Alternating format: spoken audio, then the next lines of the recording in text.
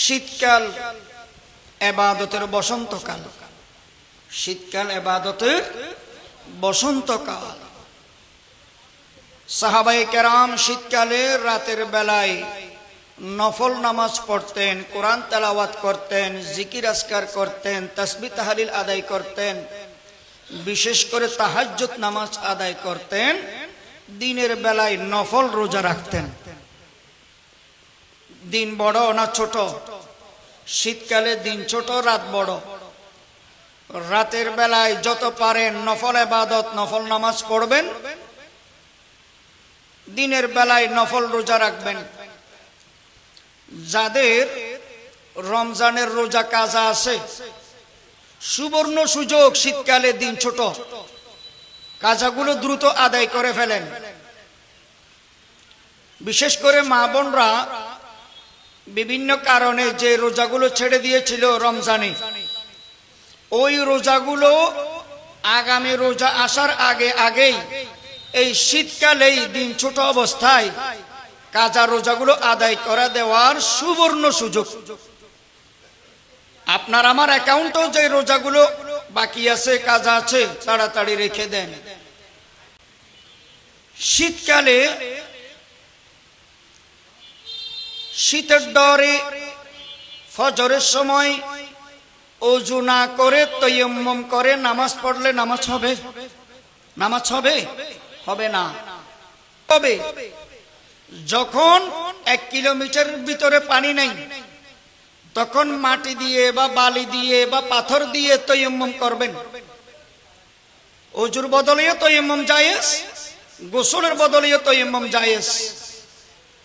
এক তায়াম্মুম দিয়ে একাধিক ওয়াক্ত নামাজ পড়া যায়। তায়াম্মুমে 3 ফরজ: নিয়ত করা, বালিতে বা মাটিতে বা পাথরে হাত মেরে মুখ মাসে করা, আবার হাত মেরে হাতের কোণ সহ মাসে করা। তায়াম্মুমে 3 ফরজ। জানের খতরা, পানি কাটলে রোগ বেড়ে যাবে, সুস্থ হবে না, রোগ বেড়ে যাবে, তাহলে তায়াম্মুম করা জায়েজ। 1 কিলোমিটারের ভিতরে পানি পাওয়া যাচ্ছে না, তায়াম্মুম করবেন, জায়েজ। ওযুর বদলেও তায়াম্মুম জায়েজ, গোসলের বদলেও তায়াম্মুম জায়েজ।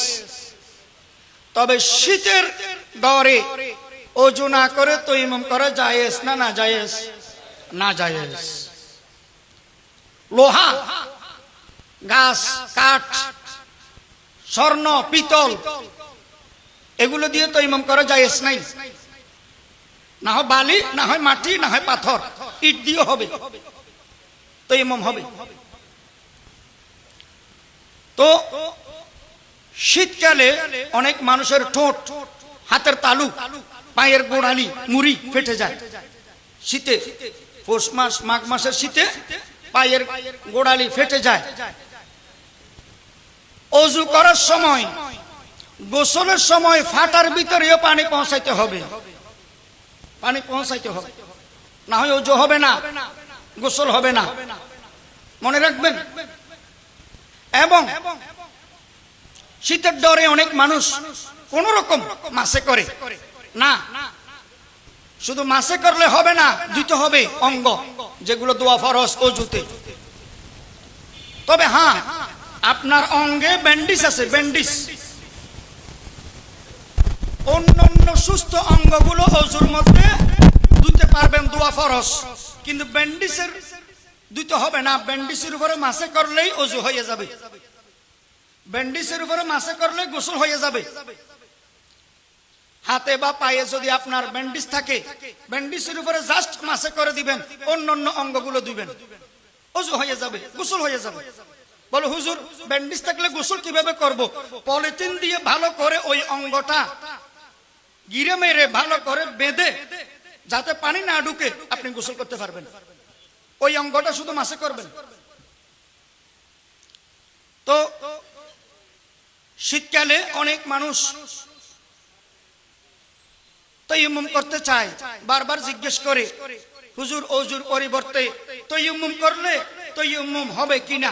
না, কোনদিনও তায়াম্মুম হবে না। তাই শীতকাল হলো ইবাদতের বসন্তকাল। যত বেশি পারেন রাতের বেলায় নফল ইবাদত নফল নামাজ আদায় করবেন আর দিনের বেলায় বেশি বেশি নফল রোজা রাখবেন। বিশেষ করে রাসূল করিম সাল্লাল্লাহু আলাইহি ওয়াসাল্লাম সপ্তাহের প্রতি সোমবার আর বৃহস্পতিবারে নফল রোজা রাখতেন। এই শীতকালে যত পারেন সোমবার আর বৃহস্পতিবার নফল রোজা রাখেন।